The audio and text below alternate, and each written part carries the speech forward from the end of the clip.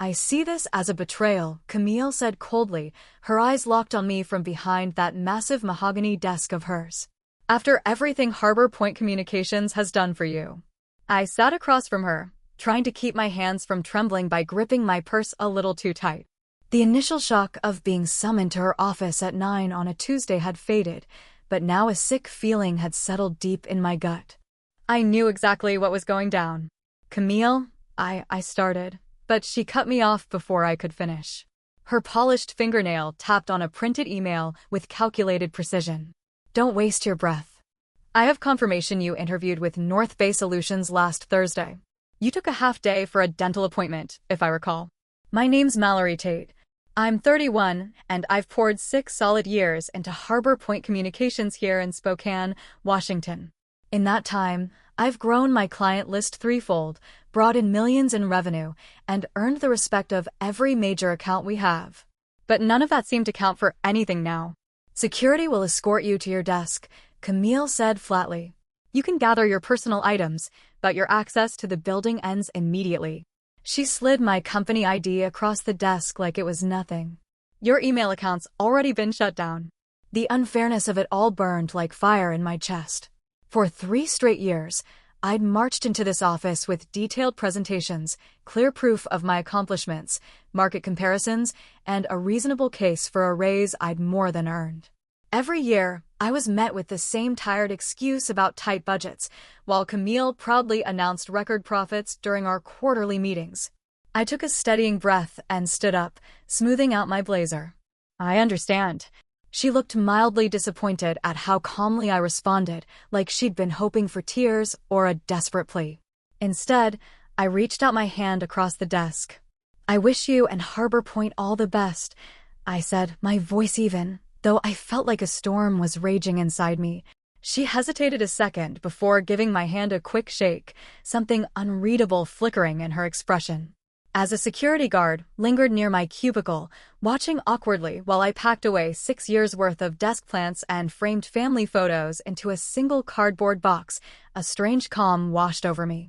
Coworkers glanced over with concern, but I gave them a reassuring smile. No drama. No breakdown. Just quiet dignity. Walking out through those tall glass doors one last time, the warm April sun hit my face, and something clicked. Camille thought she was giving me a punishment. But she couldn't have been more wrong. As I loaded the box into my car trunk, my phone buzzed. It was a message from Ethan Granger, the CEO of North Bay Solutions. Can we move our final conversation to today? 2 p.m. I smiled. Camille had no clue what was coming. It's strange how 6 years of your life can be reduced to a single cardboard box. As I drove away from Harbor Point, the box safely tucked in my trunk, I couldn't help but replay everything that led to this point. I joined the company fresh out of grad school, full of ambition and drive. Even with a marketing degree from Washington State University, I started at the very bottom, fetching coffee, taking notes in meetings, but I stuck with it. I stayed late, took on projects no one else wanted, built strong relationships with clients that others had written off as too difficult. Within 2 years, I was managing mid-level accounts. By year 4, I was handling our biggest client, North Bay Solutions. They made up nearly 30% of the company's revenue. Ethan Granger, their CEO, specifically asked for me after I stepped in to clean up a mess left by another account rep. You're the only one who gets what we need before we even say it, he'd told me. From that point on, our partnership flourished. North Bay renewed their contract and doubled their marketing budget with us. Camille had been thrilled back then. This is exactly the kind of initiative we reward, she'd said. But those words never showed up in my paycheck. The first time I asked for a raise, I brought in solid numbers and performance data that spoke louder than any pitch could. It's just not in the budget this year, Camille said, wearing that fake, apologetic expression. But your efforts haven't gone unnoticed. I accepted it. The economy was shaky, and I figured I was still proving myself. The following year, after landing 3 major clients and winning an industry award for one of my campaigns, I asked again. Same response. Next year will be better, she promised. We just need to be frugal for a little while longer. Meanwhile, Camille rolled up in a brand new luxury SUV, and the company expanded into another floor of the building. Still, I stayed loyal. I believed that sticking it out would eventually pay off. 6 months ago, I finally hit my breaking point. I'd just secured a 40% increase in North Bay's contract value. Your performance is outstanding, Camille had said. But we're channeling funds into infrastructure right now. Maybe we can revisit this come summer. That night, something inside me gave way. I dusted off my resume for the first time in 6 years, not out of spite, but because I knew I deserved better. I was done waiting on empty promises. What I hadn't expected was for Camille to catch wind of my job hunt before I was ready to give notice. At home, I set that cardboard box down on the kitchen counter and just stared at it. That's when it really hit me. I wasn't between meetings. I wasn't on a lunch break. I was unemployed. The weight of that truth settled heavy on my chest, making it hard to breathe for a moment. Then my phone rang. Jenna's name lit up the screen, my best friend. I just heard, she said the moment I picked up. Logan texted me. Are you okay? Logan worked in IT at Harbor Point. He was also Jenna's boyfriend. Word traveled fast. I'm still taking it all in, I admitted honestly, sinking onto one of the stools at the kitchen counter. It just happened so fast. This is so unfair, Jenna said, her voice tightening with anger. Everyone knows you're the only reason North Bay stuck around as long as they did. Camille's just threatened because you're better at the job than she ever was. There was a ring of truth to that. Before she moved into management, Camille had been Harbor Point's golden child in the accounts department. A lot of us figured she missed the glory days, the recognition, the client FaceTime. She used to wedge herself into my meetings with North Bay, even when it wasn't necessary. What really gets me, I said, as anger started rising in my chest, is how she went about it. Like I'd committed some sort of betrayal by trying to find better opportunities after 3 years of being passed over. It's her loss, Jenna shot back. Honestly, Mallory, maybe this is a blessing in disguise. You've been underappreciated there for way too long. She wasn't wrong. I'd stuck it out at Harbor Point because I cared about my clients and respected my colleagues, not because it was advancing my career. But being shown the door like that, walked out like some kind of criminal, that cut deep. Just then, my phone buzzed with an incoming call. It was Ethan Granger. Jenna, I've got to take this. It's North Bay. Go, she said quickly. Call me after. I took a breath to steady myself, then answered. Mallory, I just heard what happened at Harbor Point, Ethan said without so much as a hello. Can you come in today? I'd like to move our discussion forward. My heart picked up its pace. Yes, I replied. 2 p.m. works, just like you suggested earlier. Perfect. And Mallory, he added, his tone kind, try not to stress about what happened this morning. Sometimes these things work out better than we expect. After we hung up, I stood in the kitchen, staring at my reflection in the window. The woman looking back at me wasn't broken. She looked like someone who'd just been released. I took a long shower and put on my best suit, the one I always saved for client pitches. As I did my makeup, I felt a steady calm take hold. Camille thought she'd thrown me off course by firing me, but maybe she'd actually cleared the path. Yeah, that morning had been humiliating, but it had also been illuminating. I'd given Harbor Point my dedication, my ideas, and more unpaid overtime than I could count. In return, they tossed me aside like I was expendable. Whatever happened next, one thing was certain. I wasn't going to waste my talents on people who couldn't see my value. It was time to take control of my future. North Bay Solutions was located on the top 3 floors of a sleek glass tower downtown. It couldn't have been more different from Harbor Point's dated space, with its faded carpet and buzzing fluorescent lights. North Bay embraced innovation, open layouts, cozy collaboration pods, and floor-to-ceiling windows that framed the mountain skyline. As the elevator climbed to the 30th floor, I mentally ran through what I'd say. I needed to explain why I was suddenly available without sounding bitter or unprofessional. When the doors slid open, Ethan Granger was already waiting for me in the reception area, greeting me with a warm smile and a firm handshake. Mallory, thanks for coming on such short notice. Ethan was in his early 50s, with salt and pepper hair and the kind of calm confidence that came from leading with integrity. I'd always respected the way he ran things. I appreciate the opportunity, I replied, returning the handshake. It's been quite a day. Let's chat in my office, he said, guiding me through the energetic hum of the workspace. A few familiar faces from our account waved as we passed, and I gave them small nods in return. Ethan's office was nothing like Camille's oversized showroom. It was simple, functional, and inviting, with 2 comfortable chairs set up for conversation, not confrontation. "Coffee?" he offered. "Yes, please." Once we were seated, mugs in hand, he cut to the chase. "I got a call from Camille Stratton this morning," he said. "She informed me you're no longer with Harbor Point, and that she'll be personally managing our account until a replacement is named." I kept my face neutral, though I felt a flicker of irritation. Of course, she'd try to keep her grip on our biggest client. "What she doesn't realize," Ethan continued, "is that we've already had concerns about our partnership with Harbor Point." That caught me off guard. "Concerns?" I asked. "But the last campaign outperformed projections by over 20%. The results were outstanding," he agreed, "and that's entirely thanks to you. But we've noticed other problems: delayed responses, declining quality from everyone except you. And frankly, it feels like they've stopped valuing our business." He set his mug down and leaned forward slightly. 3 months ago, our board brought up the idea of finding a new agency. I pushed back because of our working relationship. "You've always understood our brand and our goals better than most in this industry." My thoughts started racing. Was he saying what I thought he was? "So when you reached out to explore options here," he went on, "it honestly felt like fate. But I want to be clear, we never intended to poach you. That's not how we do business. We were prepared to wait until you gave proper notice." "I was going to give 2 weeks," I said quickly. "As soon as I had a formal offer, I planned to do it the right way." Ethan smiled and nodded. "I believe you. Your professionalism is part of the reason we're sitting here," Ethan said, offering a calm smile. "Camille's decision this morning just moved our timeline up." He opened a folder on his desk and slid a single document across to me. "This isn't an interview, Mallory. It's a job offer, Director of Client Strategy."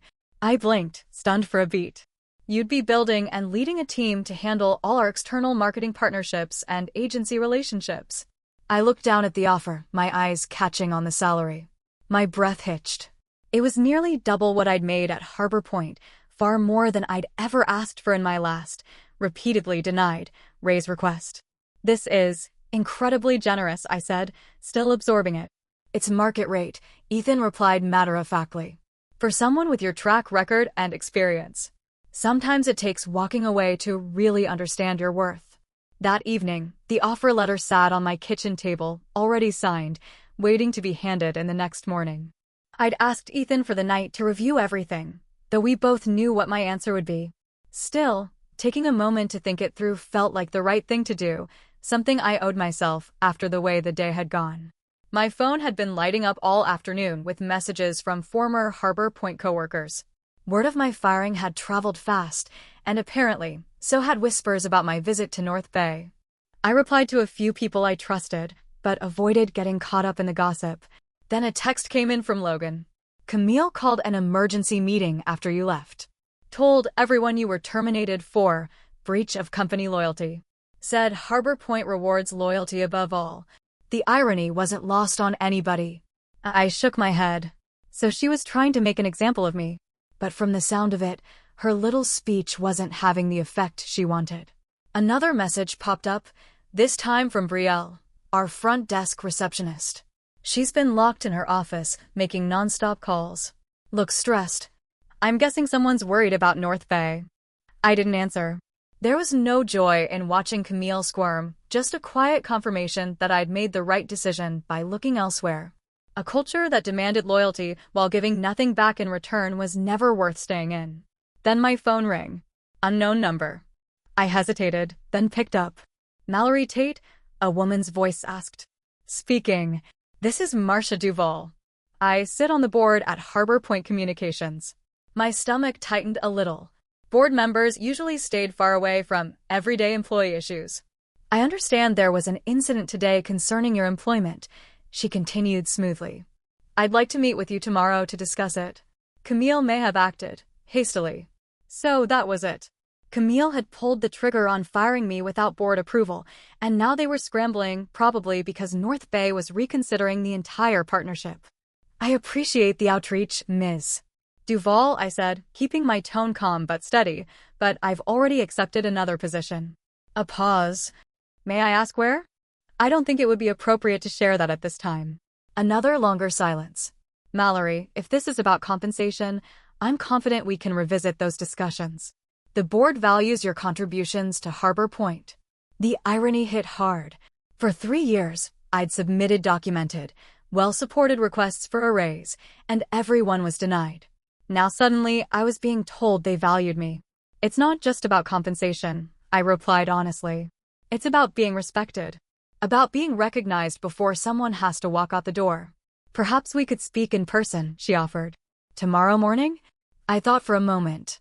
I had no interest in returning to Harbor Point, but maybe a final, face-to-face conversation was exactly what I needed. Something that resembled closure. I can meet at 9 a.m., I said. But just to be clear, I've already signed a contract elsewhere. I'm not coming to negotiate a return. Understood, Marcia said. But her tone suggested she thought she could change my mind. We'll see you at our offices. After hanging up, I poured a glass of wine and stepped out onto my balcony. The spring air was crisp, but not cold, and the city lights shimmered as dusk settled over Spokane.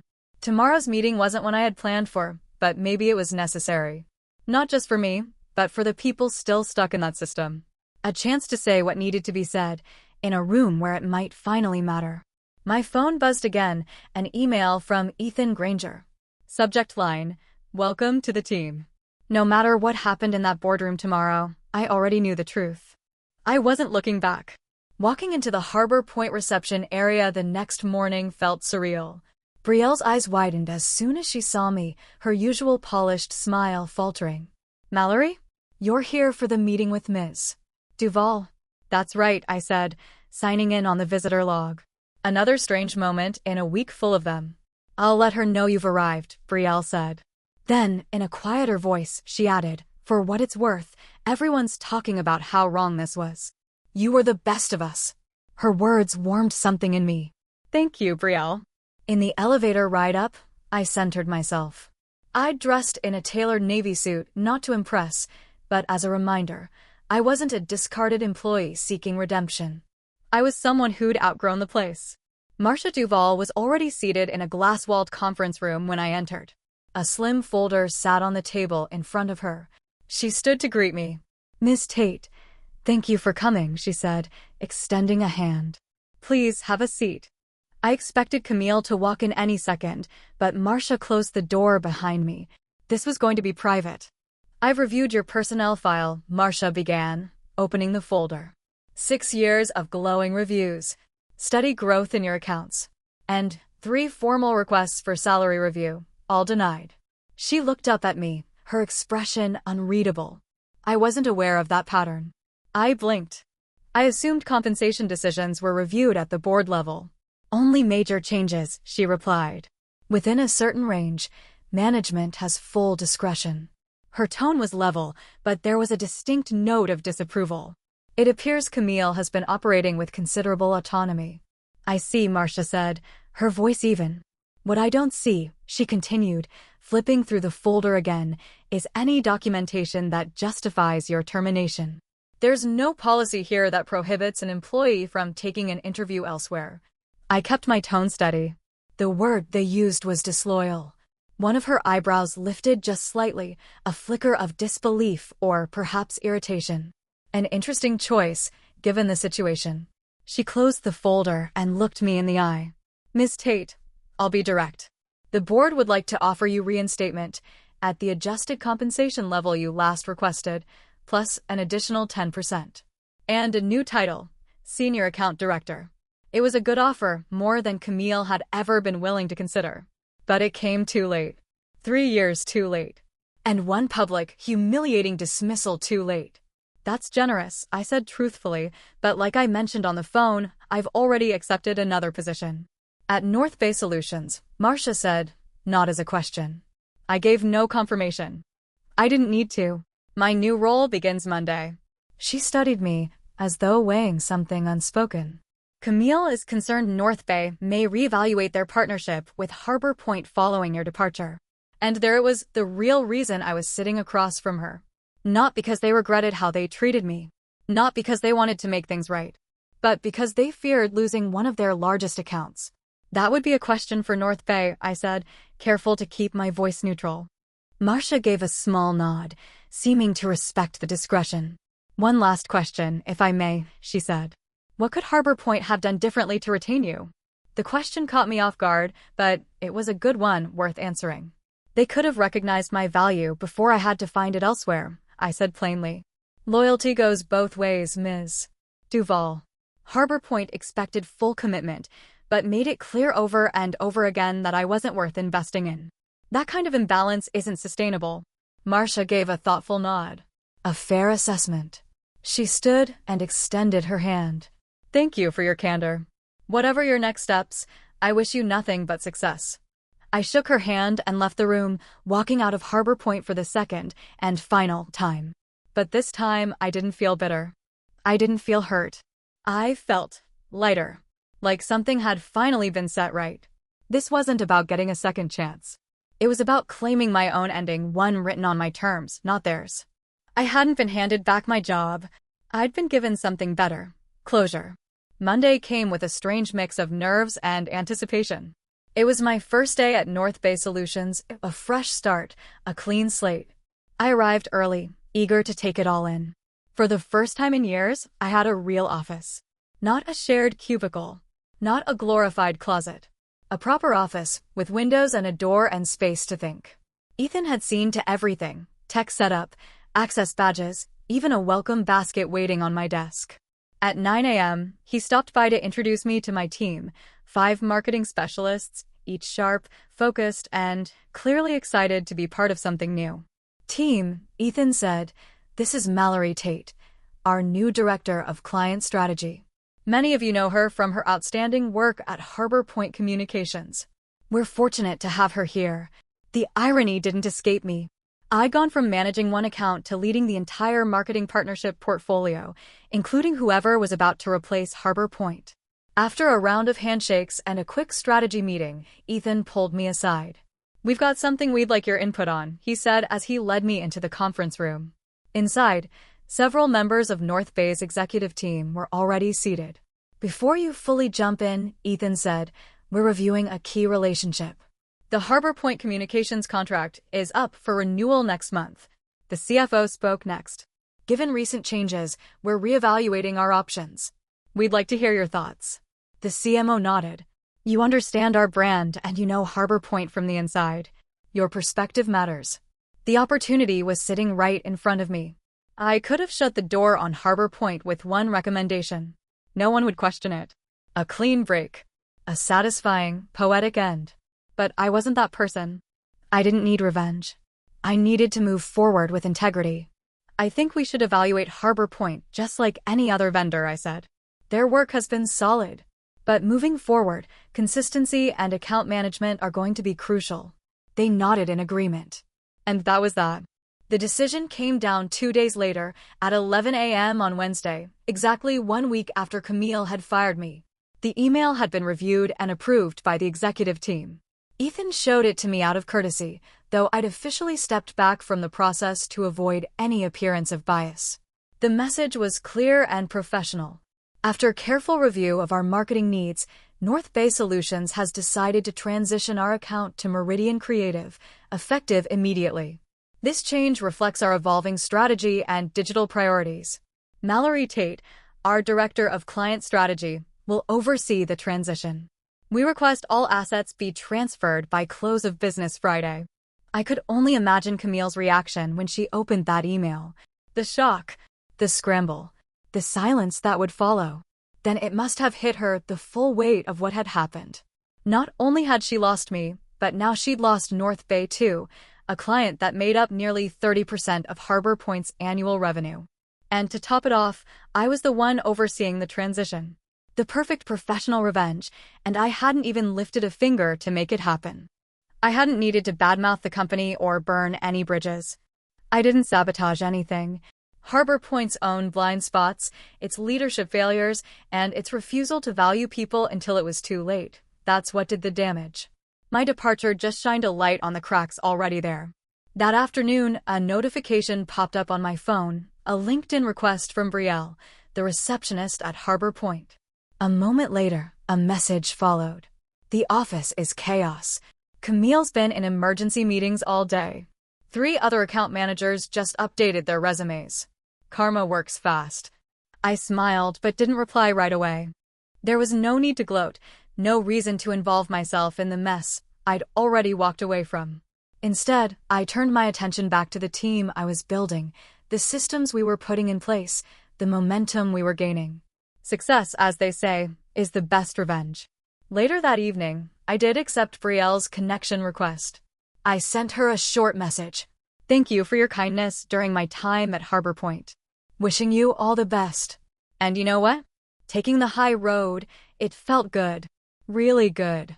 The truth is, my new role at North Bay brought challenges and opportunities one never would have seen if I'd stayed put at Harbor Point, clinging to a job that refused to see my value. Sometimes, you don't need to go looking for revenge. Sometimes, the most satisfying outcome is simply this, choosing to value yourself when others won't. Looking back a year later, I saw it clearly. Camille hadn't ruined me, she'd set me free. She'd given me a gift, even if she didn't mean to. The push I didn't know I needed. In trying to tear me down, she'd handed me the courage to rise. I didn't just find a better job. I found myself, my worth, my voice, and the power to never settle for less again. And that was worth more than any title, paycheck, or revenge could ever offer.